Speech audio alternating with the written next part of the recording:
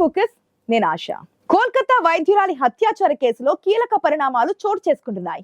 తాజాగా ఆర్జీకర్ ఆసుపత్రి మాజీ ప్రిన్సిపల్ పై పశ్చిమ బెంగాల్ మెడికల్ కౌన్సిల్ వేటు వేసింది.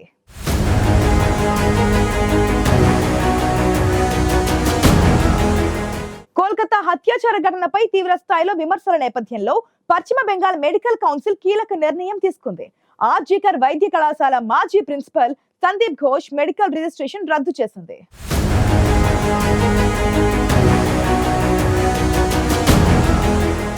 కోల్కతా వైద్యురాలిపై హత్యాచార ఘటన యావత్ దేశ ప్రజలను దిగ్భ్రాంతికి గురిచేసింది. దేశవ్యాప్తంగా సంచలనం సృష్టించిన కోల్కతా హత్యాచార ఘటనలో ఆర్జీకర్ వైద్య కళాశాల మాజీ ప్రిన్సిపల్ సందీప్ ఘోష్ పై బెంగాల్ మెడికల్ కౌన్సిల్ వేటు వేసింది.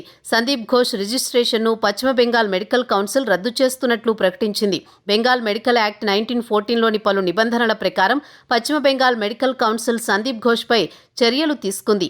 వైద్యురాలి హత్యాచార ఘటనతో పాటు ఆసుపత్రి ఆర్థిక అవకతవకలకు సంబంధించిన వ్యవహారంపై సందీప్ ఘోష్ పై సిబిఐ సంచలన ఆరోపణలు చేసింది. ఈ నేపథ్యంలో సందీప్ మెడికల్ రిజిస్ట్రేషన్ను రద్దు చేయాలంటూ ఇండియన్ మెడికల్ అసోసియేషన్ బెంగాల్ విభాగాన్ని కోరింది. ఈ నేపథ్యంలోనే బెంగాల్ మెడికల్ కౌన్సిల్ సందీప్ ఘోష్ రిజిస్ట్రేషన్ను రద్దు చేసింది.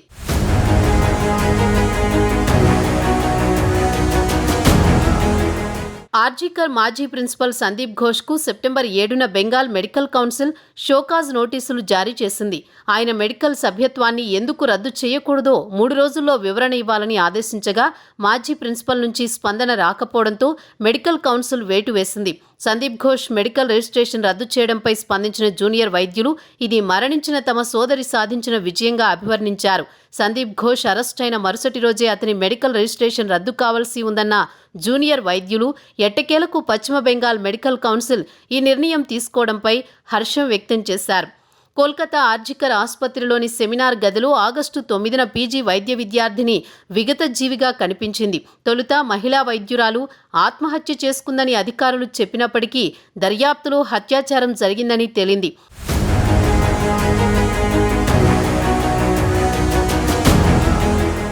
ఈ కేసులో నిందితుడు సంజయ్ రాయ్ను పోలీసులు ఘటన జరిగిన మరుసటి రోజు అరెస్ట్ చేశారు. ఈ కేసును తొలుత పోలీసులు దర్యాప్తు చేసినప్పటికీ హైకోర్టు ఆదేశాలతో ఈ కేసు సిబిఐ చేతికి వెళ్లింది. ఈ నేపథ్యంలో సందీప్ ఘోష్ అవినీతి వ్యవహారం వెలుగు చూసింది. వైద్య కళాశాలలో ఆర్థిక అవకతవకలకు పాల్పడిన కేసులో సిబిఐ ఆయన్ను అదుపులోకి తీసుకుంది. సందీప్ ఘోష్కు నిర్వహించిన పాలిగ్రాఫ్ పరీక్ష, లేయర్డ్ వాయిస్ అనాలిసిస్లో కీలక ప్రశ్నలకు మోసపూరిత సమాధానాలిచ్చినట్లు సెంట్రల్ ఫోరెన్సిక్ సైన్స్ ల్యాబొరేటరీ నివేదికలో తేలింది. మరోవైపు కోల్కతా ఆర్జీకర్ ఆసుపత్రిలో హత్యాచారానికి గురైన జూనియర్ వైద్యురాలి కాల్ రికార్డులను, సీసీటీవీ దృశ్యాలను భద్రపరచాలని ఆమె తండ్రి సిబిఐకి లేఖ రాశారు. తన కుమార్తె హత్యకు గురి కావడానికి కొన్ని గంటల ముందు ఆమెతో ఫోన్లో మాట్లాడినట్లు వైద్యురాలి తండ్రి సిబిఐకి రాసిన లేఖలో ప్రస్తావించారు. 2 పేజీల లేఖలో తన కుమార్తె హత్య కేసు విచారణ తీరుపై ఆయన ఆందోళన వ్యక్తం చేసినట్లు తెలుస్తోంది. హత్యాచార ఘటనపై తాము రూపొందించిన నివేదికతో పాటు మృతురాలి తండ్రి రాసిన ఆ లేఖను సైతం సెప్టెంబర్ 17న జరిగిన విచారణలో సుప్రీంకోర్టు ముందు ఉంచినట్లు సిబిఐ తెలిపింది. ఆగస్టు 9న తెల్లవారుజామున జరిగిన హత్యాచార ఘటనలో ఆసుపత్రి విధుల్లో ఉన్న పలువురు ఇంటర్న్లు, వైద్యుల ప్రమేయం ఉన్నట్లు మృతురాలి తల్లిదండ్రులు ఆరోపించారు. దీంతో ఈ కేసులో ఇంకా ఎవరెవరి పాత్ర ఉందనే దానిపై సిబిఐ పలు కోణాల్లో దర్యాప్తు చేస్తోంది.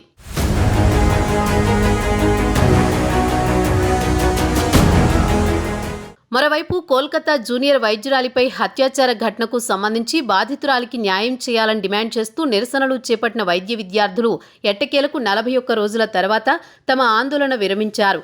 అత్యవసర సేవల్లో పాల్గొంటామని వైద్యులు ప్రకటించారు. బెంగాల్ ప్రభుత్వంతో జరిపిన 2 సమావేశాల అనంతరం వైద్య విద్యార్థులు ఈ నిర్ణయం తీసుకున్నారు. 2 రోజుల క్రితం సీఎం మమతా బెనర్జీ నివాసంలో జూనియర్ వైద్యులు సమావేశమైన సందర్భంగా వారు చేసిన పలు డిమాండ్లకు మమతా బెనర్జీ అంగీకరించారు. కోల్కతా నగర పోలీస్ కమిషనర్ వినూత్ గోయల్ను బదిలీ చేశారు. నూతన కమిషనర్గా మనోజ్ కుమార్ వర్మను నియమించారు.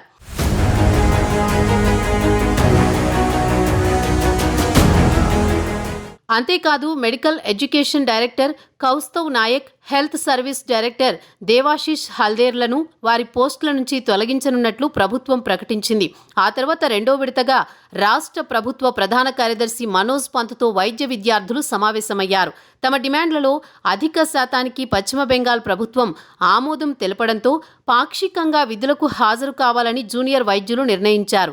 ప్రభుత్వ ఆసుపత్రుల్లోని అత్యవసర, తప్పనిసరి సేవల విభాగాల్లో మాత్రమే తాము విధుల్లో పాల్గొంటామని ప్రకటించారు.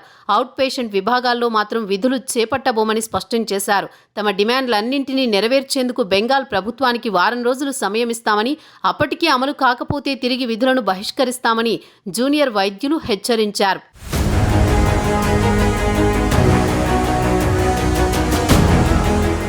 నేరం చేసిన వారితో పాటు ఆ నేరానికి ప్రత్యక్షంగా లేదా పరోక్షంగా సహకరించిన లేక ఆ నేరాన్ని కప్పిపుచ్చే ప్రయత్నం చేసిన వారందరికీ శిక్ష తప్పదు. కోల్కతా వైద్యురాలి హత్యాచార కేసును నీరుగార్చే ప్రయత్నం చేసిన వారిపై వేటు పడుతుండడమే అందుకు నిదర్శనం.